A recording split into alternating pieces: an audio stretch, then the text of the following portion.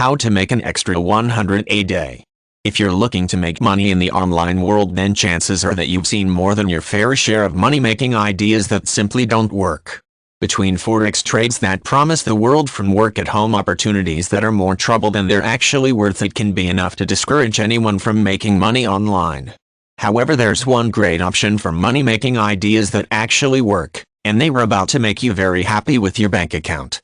Sports arbitrage trading is a great alternative to traditional investments because it's a low-risk, high-yield investment scheme that requires little maintenance on behalf of the investor.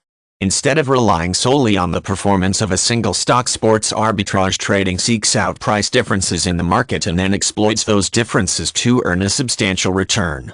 Investors regard sports arbitrage trading as relatively risk-free, which is why it's such a popular choice for new investors who are looking to try out money-making ideas. Sports arbitrage earns significant returns because it compounds your investment capital with each trade. The more you invest, the more your trade compounds, as the typical compounding rate for each trade averages out between 1 to 5%, and this figure stands during even the worst periods of market performance. This snowballing effect from compounding trade rates has earned many new traders a yearly income that far exceeds the one from their day job.